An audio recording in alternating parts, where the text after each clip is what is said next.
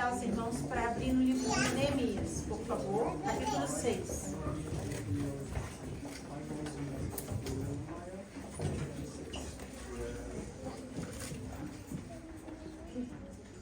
Neemias capítulo 6, a gente vai ler do 1 ao 13. Eu queria convidar a igreja para ficar de pé. Glória a Deus. E como são muitos versículos, eu vou pedir para que a gente faça a leitura alternada, ok? Neemias 6, do 1 ao 13.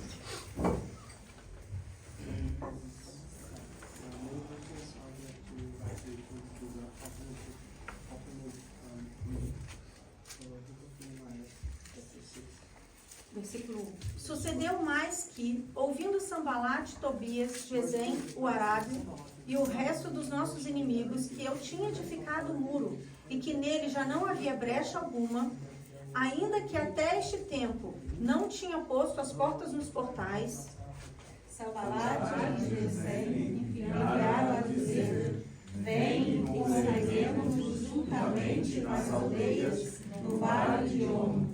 Porém, tentaram fazer-lhe mal. E enviei-lhes mensageiros a dizer: estou fazendo uma grande obra, de modo que não poderei descer.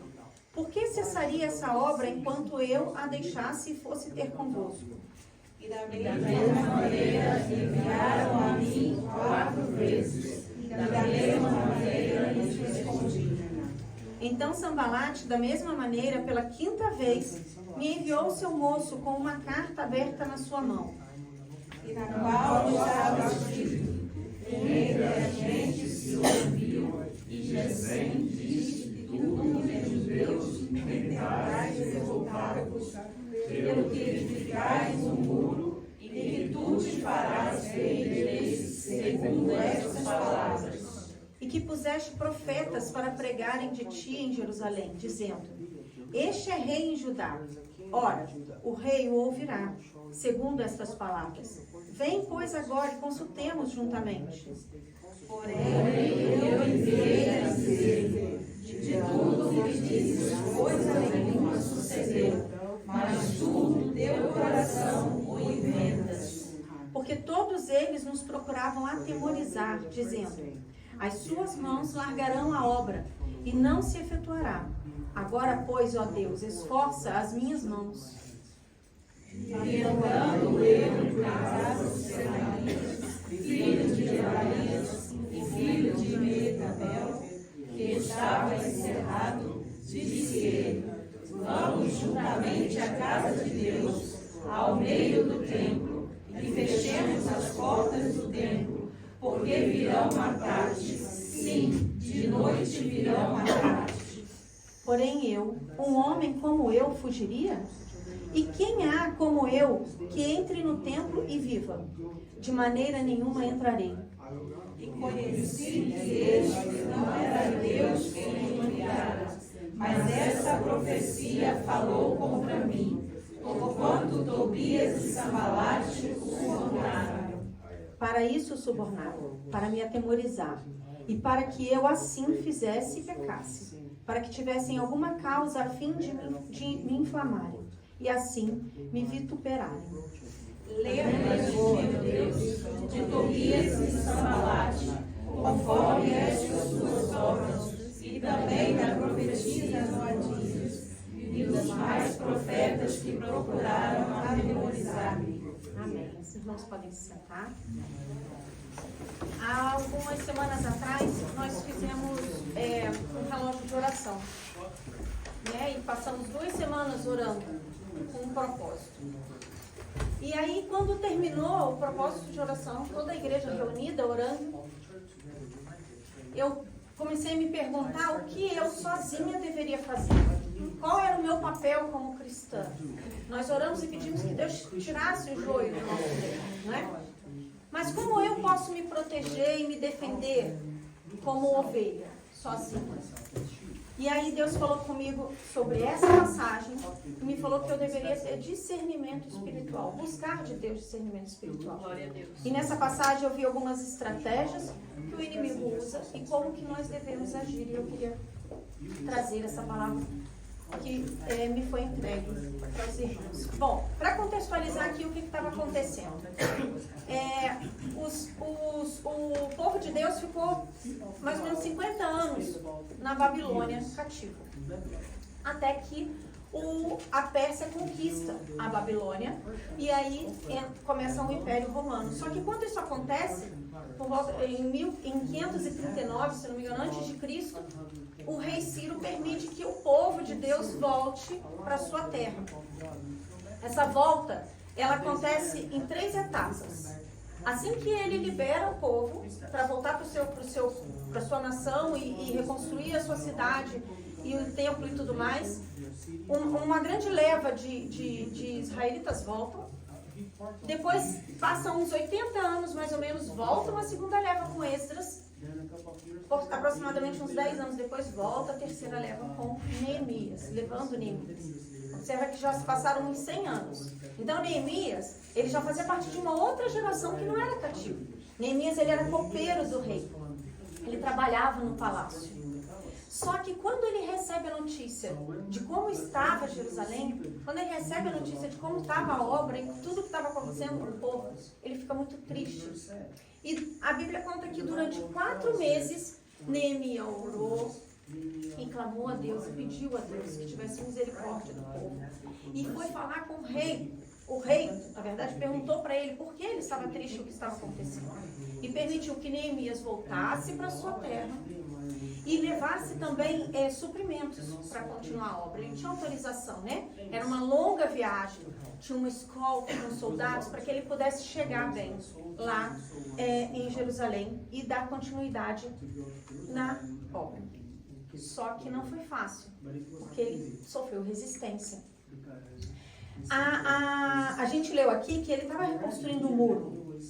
E o muro, ele representa que ali tem uma cidade protegida. E as cidades que haviam em volta, se preocupavam com isso. Porque isso podia trazer alguns problemas para eles, questão comercial, várias outras questões. Era uma cidade que estava sendo edificada ali. E aí, eles estavam tentando parar a obra. E Neemias não permitia. Nesse texto que a gente estava falando, ele acabou de ler, mostra Neemias resistindo e dando continuidade à obra.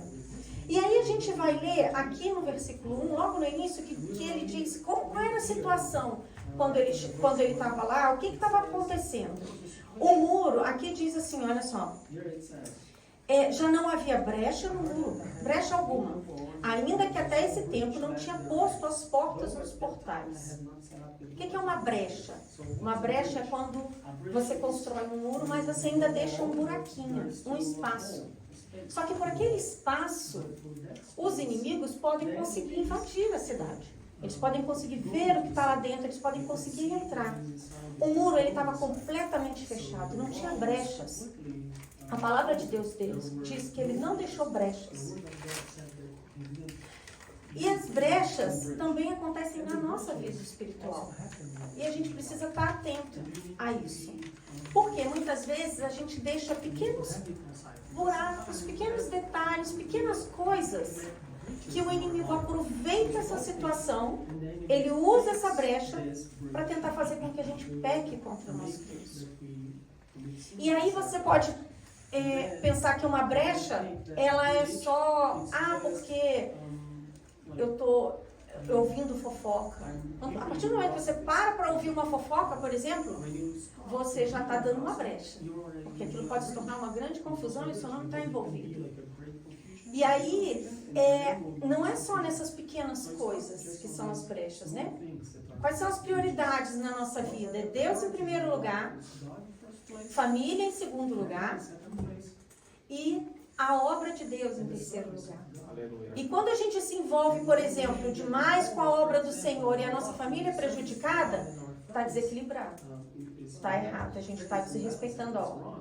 Quando a gente cuida muito dos nossos filhos e se envolve demais no dia a dia, com a rotina da casa, e isso está tirando o nosso tempo com Deus, está desequilibrado, está errado, a gente está abrindo brecha. Então a gente diz que quando a gente para de vigiar um lugar, a gente está abrindo uma brecha. E aí aqui a gente vê que Sanbalat e Gesem, eles enviavam uma mensagem dizendo assim: vem e congreguemos-nos Olha como é sutil a estratégia que o inimigo usa para poder tentar se chegar a nós. Ele não falou assim, ele já tinha, se a gente ler os versículos anteriores, tá? A gente está no capítulo 6. Eles já tinham tentado parar a obra. Só que ele estava incansável. Ele já estava aqui, ele já estava mudando a estratégia dele. E aí ele tentou mandar uma carta e falar assim, olha, vem até aqui, para a obra, vem aqui um pouquinho. E fica, e vamos congregar. A gente às vezes acha que o inimigo vai vir com como chama? Aquele garfo, tridente, vai vir, a gente vai perceber logo de cara, mas não, ele é sutil. Ele vai ter, quando o inimigo se faz de amigo, ele é mais perigoso do que quando ele está mostrando a face dele. Então a gente precisa estar atento a isso, porque o muro, ele representa a nossa proteção. E se a gente deixa alguma brecha aberta, o inimigo vai tentar invadir essa brecha e vai tentar fazer com que a gente pegue contra o nosso Deus. A gente precisa estar atento. A gente acabou de cantar, né, que nós somos soldados de Jesus. A gente tem que entender que os soldados, eles estão sempre em vigilância. Está sempre atento. Não tem trégua. Na guerra espiritual não existe trégua. Não tem cessar. A gente tem que estar sempre alerta, sempre preparado. Amém? E aí, o que acontece? O inimigo, por que isso acontece? Porque eu ensino para as crianças, né? Eu sei que trago um exemplo das crianças, mas é porque eu ensino para as crianças. O inimigo, o diabo, ele já foi vencido. Ele sabe disso. Então, qual é o propósito dele? Levar o máximo de pessoas que ele puder junto com ele, porque ele já sabe para onde ele vai. E aí ele fica rodando ao nosso redor, tentando fazer a gente pecar, procurando brecha na nossa vida para fazer com que a gente peque e a gente vá junto com ele. Então, o que acontece? Quando eles mandam, durante 4 vezes, a gente leu aqui, né, a carta, dizendo para ele assim, vem, congreguemos. Eles insistiam. E aí, ele responde assim lá no versículo 3. Eu estou fazendo uma grande obra, de modo que eu não poderei descer. Por que cessaria eu essa obra enquanto eu a deixasse e fosse ter convosco? Quando Neemias, ele tinha convicção do que ele tinha que fazer.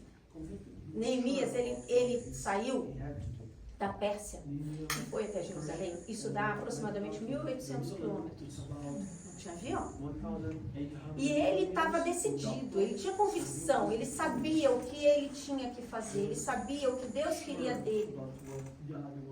E quando uma pessoa tem convicção do que ela está fazendo, quando ela sabe qual é o papel dela na obra do Senhor, quando ela serve ao Senhor, quando ela entende o que um servo deve fazer no reino de Deus, ele não para. Aleluia. Ele não para, ele quer trabalhar, ele quer agir, ele quer contar para as outras pessoas, ele quer trazer mais pessoas para o reino de Deus. Então Neemias falou assim, olha, eu não vou parar. Eu não vou parar a obra para ir ter com vocês. E eles eram perseverantes, mas Neemias não baixava a guarda. A gente teve uma obra aqui, né? E aí, os meninos trabalharam a beça vários dias. No final, eles estavam bem cansados.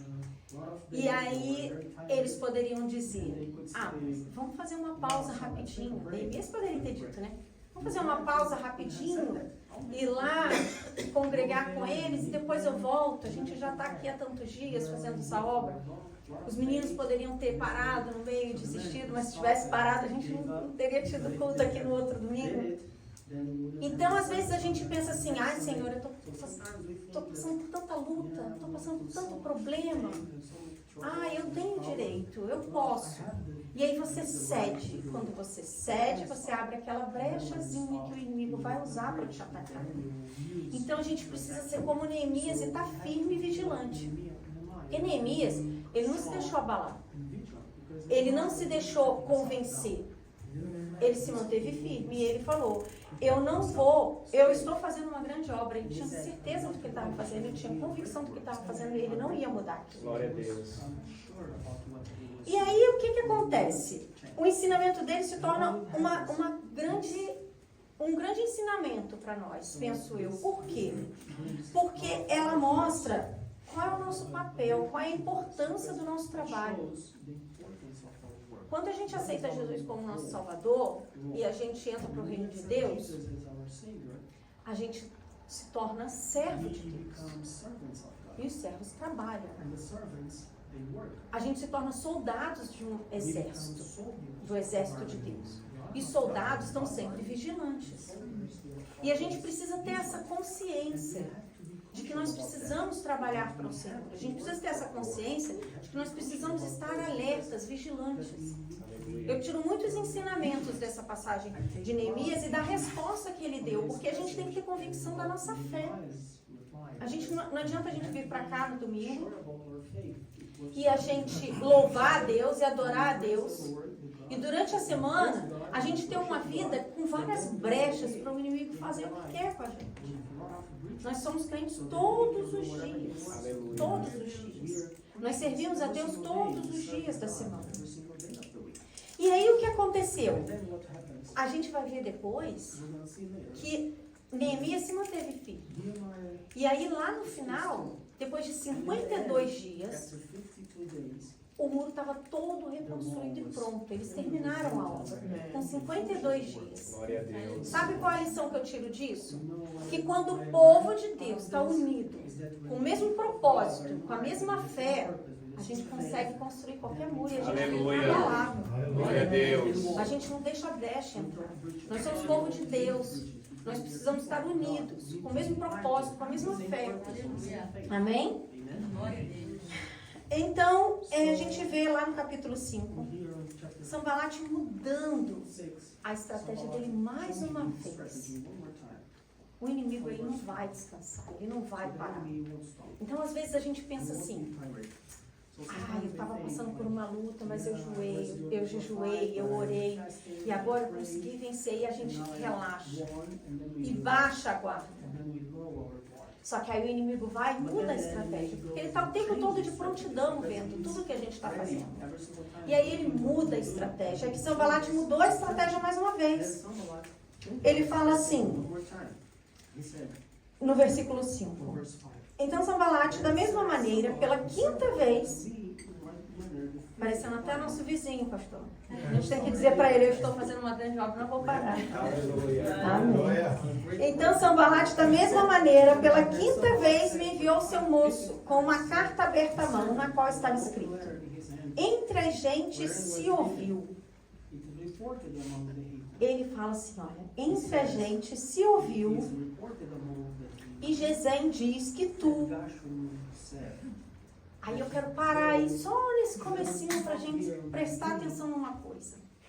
Estão dizendo que você, minha irmã, está fazendo isso, isso e isso.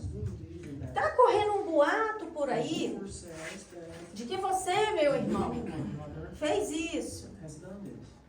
A gente para, às vezes, para ouvir fofoca dos outros. A gente para, às vezes, para poder dar atenção a boatos, a cochichos e fofocas e essas coisas. Isso é um perigo. E a gente não pode dar ouvidos a isso. Isso era uma estratégia do inimigo. Estão dizendo que você está promovendo uma revolução. Que, na verdade, você quer se tornar rei. E o rei Artaxerxes vai acabar sabendo disso. E ele vai vir aqui para encontrar com... Então faz uma coisa. Larga a obra e vem cá encontrar com a gente. Porque a gente vai conversar sobre isso. Porque estão dizendo que você está fazendo uma grande revolução e que você quer ser um rei. Estão dizendo. Mas Neemias, ele tinha convicção de quem ele era. Ele tinha convicção do que ele estava fazendo. E na mesma hora ele disse assim: de tudo o que dizes, coisa alguma sucedeu, mas tudo o teu coração inventas. Você está inventando isso, Sanbalat. Está inventando. Nada disso está acontecendo e eu tenho certeza disso. E quando você tem certeza do que você é, do que você está fazendo, O seu Deus está vendo e sabe quem é. E Ele vai lutar por você. Não importa o que dizem de você. Amém? Aleluia. E ele diz assim no 9, olha. Porque todos eles nos procuram atemorizar. Neemias sabia que, na verdade, tudo aquilo era para colocar medo nele. Era para colocar medo nele. O inimigo, ele quer deixar a gente com medo. Quando a gente tem medo, a gente não está confiando no poder do nosso Deus. Quando a gente está preocupado, a gente está achando que Deus não está cuidando do final. E aí, o inimigo faz o quê? Faz a gente ficar com medo. Porque isso faz a gente desconfiar do poder de Deus, faz a gente desconfiar do controle de Deus sobre a nossa vida. Mas Neemias sabia que, na verdade, o inimigo queria deixar ele com medo. Com medo do que ia acontecer com essa boato, com essa fofoca. Mas Neemias tinha muita certeza do que ele era. Ele tinha muita certeza do que ele estava fazendo. E nada do que falassem ia mudar a convicção dele. Ele não se intimidou. Lá no versículo 10 e o 11, a gente vê o inimigo mudando a estratégia dele mais uma vez. Ele via que Neemias estava firme, mas ele mudou de novo. E aí ele fala assim, olha só no 10. Neemias foi até a casa de Delaías. E aí Delaías falou para ele assim, vamos juntamente à casa de Deus, ao meio do templo, e fechemos as portas do templo, porque eles vão vir matar você, matar-te. Sim, de noite eles virão matar-te. Então, o que aconteceu? O profeta falou para ele assim, olha, vamos lá para a casa de Deus, porque lá eles não vão entrar para te matar. Porque eles estão tentando essa noite vir aqui te matar. Então a gente vai lá para a casa de Deus, fecha a porta e fica lá, porque lá você vai estar protegido. Só que aí no 11, Neemias diz assim, porém eu disse, um homem como eu fugiria? Aleluia. Você tem certeza de que tipo de cristão você é? Ele disse assim, um homem como eu fugiria? Um homem que viajou 1.800 quilômetros para estar aqui, para fazer essa obra. Um homem que não cedeu às estratégias anteriores. Um homem que está aqui firme liderando esse povo. Um homem que sabe que tem que fazer essa obra terminar, que tem convicção do que Deus quer na vida dele. Esse homem fugiria? Você acha mesmo que esse homem fugiria? E quem há como eu que entre no templo e viva, de maneira nenhuma entrarei. Olha o que ele falou. E quem há como eu que entre no templo e viva. Neemias conhecia as leis de Deus. Aleluia. Neemias conhecia a palavra de Deus. Glória. E aí quando um profeta vem e fala uma coisa que não condiz com a palavra de Deus, de cara você já sabe que é falso profeta. Aleluia. Mas a gente precisa conhecer a palavra de Deus para saber que ele está falando coisas que contradizem a palavra de Deus.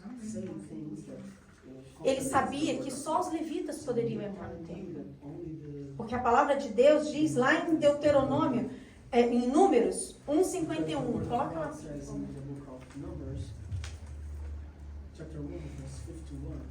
Olha o que aconteceria. E quando o tabernáculo partir, os levitas o desarmarão. E quando o tabernáculo assentar no arraial, os levitas o armarão. E o estranho que se chegar morrerá. Ele sabia que se ele entrasse lá, ele ia morrer. Ele conhecia a palavra de Deus. E ele sabia que o que ele estava falando não estava de acordo com a palavra.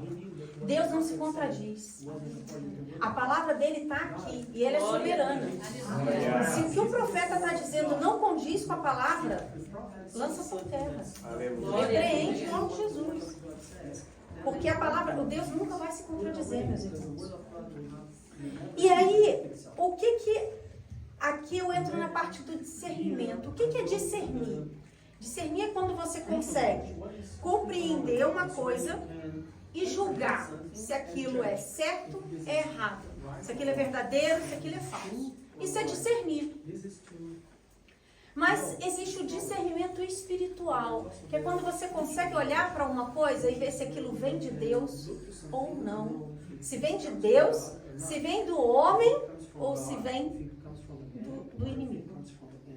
Porque às vezes a gente atribui ao inimigo coisas que é da nossa carne. Então, o discernimento espiritual vai fazer a gente diferenciar isso, conseguir ver isso. E aí, ela é essencial nos dias de hoje. Porque se você for ler a palavra de Deus, você vai ver o tempo todo, Jesus 14 vezes, ele fala sobre falsos profetas. Existem vários versículos de Jesus alertando dos falsos profetas. E isso é mais atual do que nunca. Vamos abrir lá em Mateus, por favor. Mateus 7.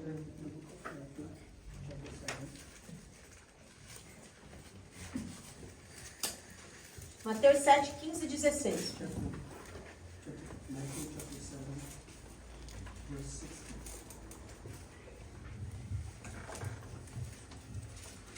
Quando a gente tem discernimento espiritual, meus irmãos, a gente tem proteção. O muro, ele protege a cidade. O discernimento espiritual nos faz estar protegidos dos ataques do inimigo. Mateus 7, 15 e 16. Jesus diz: acautelai-vos, porém, dos falsos profetas que vêm até vós vestidos como ovelhas, mas interiormente são lobos devoradores. Por seus frutos os conhecerei. Porventura colhem-se uvas dos espinheiros ou figos dos abrolhos? Aí lá no 22, ele diz assim: muitos me dirão naquele dia: Senhor, Senhor, não profetizamos nós em teu nome? E em teu nome não expulsamos demônios? E em teu nome não fizemos muitas maravilhas?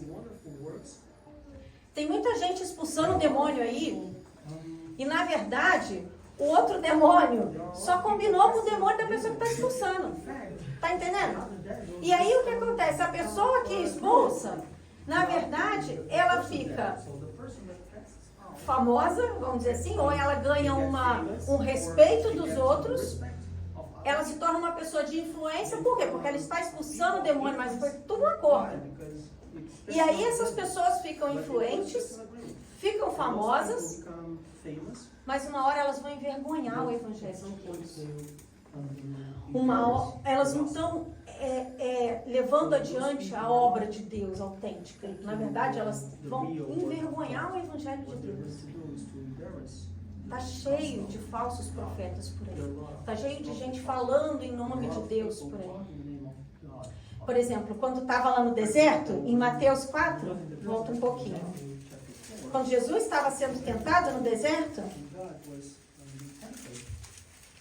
Mateus 4, de 1 a 6. Vou parar no 6 porque diz assim. Irmão Ítalo, lê, por favor, um pouquinho. Glória a Deus. Do 1 ao 6, por favor. Então foi conduzido Jesus pelo Espírito ao deserto, para ser tentado pelo diabo. E tendo jejuado 40 dias e 40 noites, depois teve fome. E chegando-se a ele, o tentador, disse: se tu és o Filho de Deus, mande que estas pedras se tornem em pães. Ele, porém, respondendo, disse: está escrito, nem só de pão viverá o homem, mas de toda a palavra que sai da boca de Deus. Então o diabo o transportou à cidade santa e o colocou sobre o pináculo do templo. E disse-lhe: se tu és o Filho de Deus, lança-te daqui abaixo, porque está escrito: aos seus anjos dará ordem ao teu respeito, e tomar-te-ão nas mãos, para que nunca tropeces em alguma pedra. Amém, obrigada. Ele vai dar continuidade, né? Não é essa a nossa passagem aqui. Mas por que eu trouxe essa passagem? Porque Jesus está no deserto. E aí, o diabo vai lá tentar ele. E aí, quando ele tenta Jesus, Jesus vai e responde com a palavra de Deus. Aí o inimigo fala assim: ah, tu quer falar de palavra? O diabo conhece a palavra de Deus. Quer falar de palavra? Então, peraí, eu vou usar a palavra contra você. Às vezes a gente acha que porque está falando trechos inteiros da Bíblia, porque está citando a Bíblia, tem comunhão com Deus. É o Espírito de Deus que está ali. Nem sempre. O diabo conhece a palavra de Deus. Ele vai usar a palavra de Deus. Ele vai falar. Por isso tem muitos falsos profetas que estão aí falando a palavra de Deus de acordo com a vontade deles, para a glória deles. Ali, quando a gente vai para Marcos 13, 22 e 23, conhecer a palavra de Deus, meus irmãos. Marcos 13. Conhecer a palavra de Deus não é suficiente. A gente precisa de vida com Deus. Porque conhecer o diabo também conhece. A gente precisa de vida com Deus. E a vida com Deus vai fazer com que a gente tenha discernimento espiritual. Amém? Marcos 13, 22 e 23. Uxo, pode ler pra gente.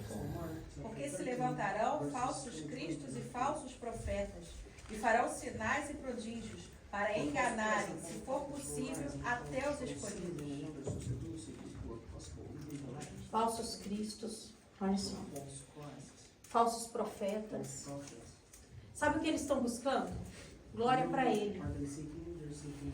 Já viram que agora tem muitos pregadores que a gente ouve, e está um perigo você assistir na internet, porque às vezes eles pregam, mas os exemplos que eles dão é sempre da vida deles e da família deles.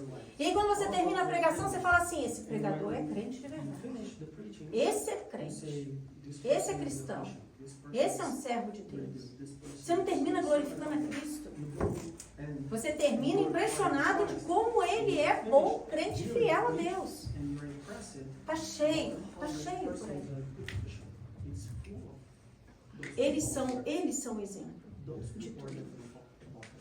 Tem outros que colocam tudo escuro, preto, e colocam uma luz sobre eles. Mas aí fica fácil da gente identificar. Tem outros que querem impressionar. Mas como é a vida deles? O que eles estão falando antes de tudo? Está honrando a Deus? Está divulgando a palavra de Deus? Está pregando o Evangelho de Cristo? Está pregando arrependimento de pecados?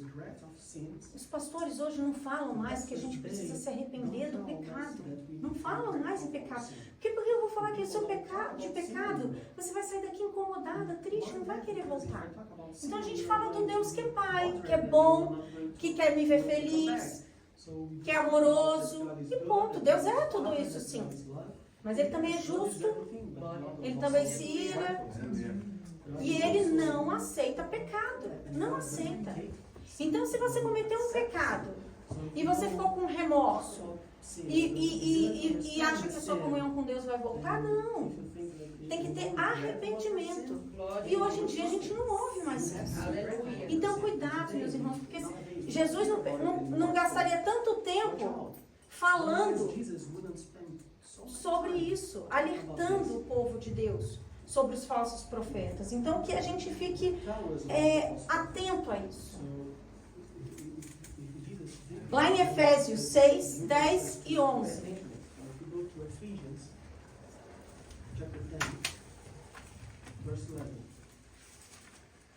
Letícia, pode ler pra gente, por favor?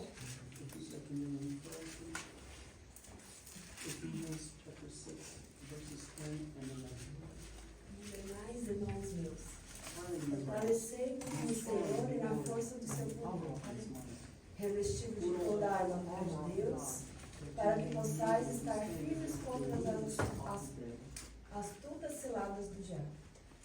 Olha só, como que se faz para estar firme nessas astutas ciladas do diabo? A gente não pode achar que com a nossa própria força a gente vai enfrentar o diabo. Porque Paulo menciona uma armadura. Se a gente ler aqui em Efésios 6, a gente vai ver que existe uma armadura. A gente precisa estar cercado de tudo isso. A gente precisa estar protegido. Nós não somos nada. Nada. E aí, a gente está falando sobre discernimento espiritual. Mas a Bíblia menciona que existe um dom de discernimento, de espíritos. E a gente vai ver um exemplo disso lá em Atos. Glória a Deus. 1 Coríntios 12 cita os 9 dons. So in 1 Corinthians chapter 12, Você tem dons de fala, the different dons de gifts. revelação, dons de poder. Se vocês quiserem saber mais, na quarta-feira nós temos culto de doutrina. Nosso pastor está sempre aqui, incansavelmente ensinando a palavra de Deus e as doutrinas. Every single Wednesday.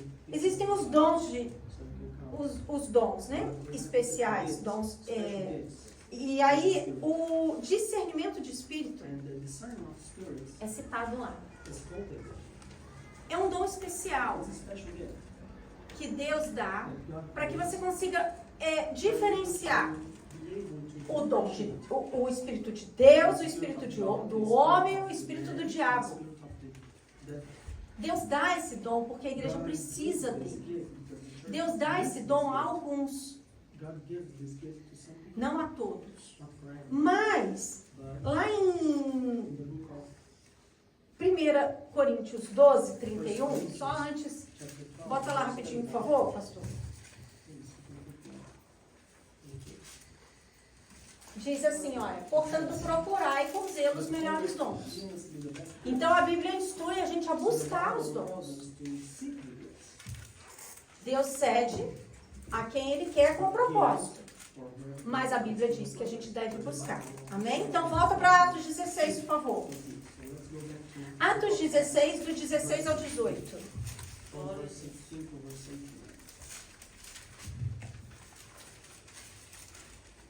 Bárbara, você pode ler para a gente, por favor?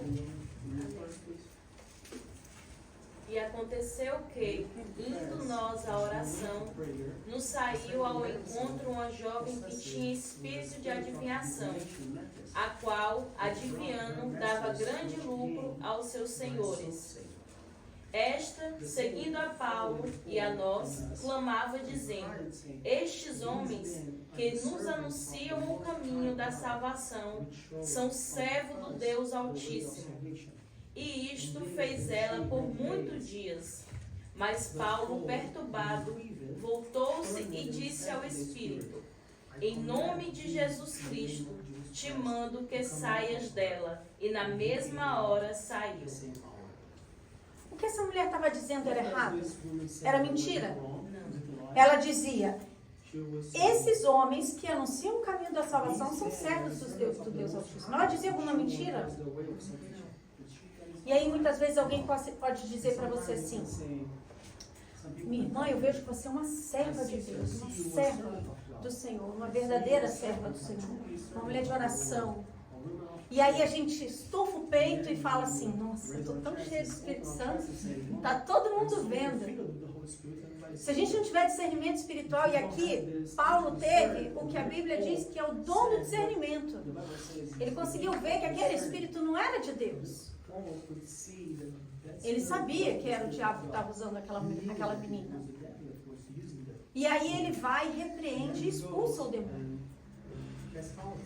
Então, às vezes, muitas vezes a vaidade nos engana.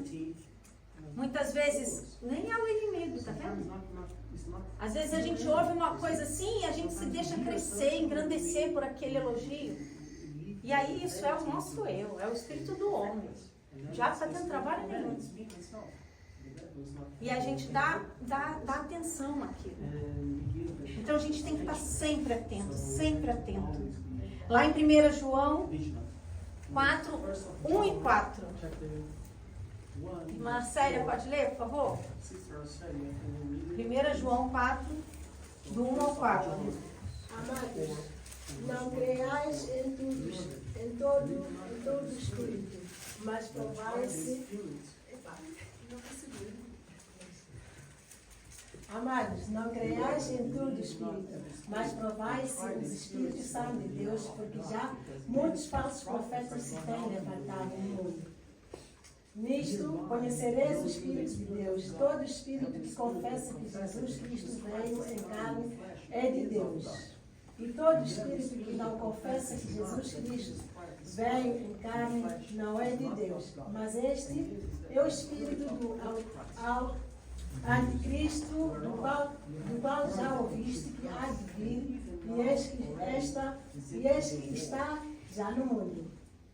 Filhinhos, sois de Deus e já os tendes vencido, porque maior é o que está em vós do que o que está no mundo. Olha como a Bíblia fala para nós. Maior é o que está em vós. Maior é o que está em nós. Greater is what is in us. E aí ele diz, provai se os espíritos são de Deus. Are from God. Maior é o que está em nós, mas é o que Greater está em is what nós. is in us. But what is in us? Provai os espíritos. Como que a gente prova os espíritos, se os espíritos são de Deus? If the spirits are from Neemias conhecia a palavra de the Deus. word of God, Neemias conhecia a lei. knew the law. E ele, na mesma hora, And at the same time, confrontou a profecia confronted com a palavra de Deus, com a lei de Deus. E with falou the assim, word of não, God, the isso law. não vem de Deus. And he said, no, it's not coming from Deuteronômio 18, 22 diz que a gente deve atentar para o cumprimento. chapter 18, verse 3. A profecia foi dada? Ouve, amém, meu irmão. Obrigada. Absorve, guarda. The prophecy, then Se ela se cumpria, porque foi um profeta de Deus que foi usado. and then it fulfilled, then it was a prophet. Quando tal profeta falar em nome do Senhor e tal palavra se não cumprir, nem suceder assim, essa é a palavra que o Senhor não falou. Com soberba falou tal profeta. Não tenhas temor dele. You shall not be afraid of him. Conheça a palavra. Confirme se aquela profecia de fato aconteceu. Prophecy, in fact, happened. 1 Coríntios 14, 29. 14, verse 29.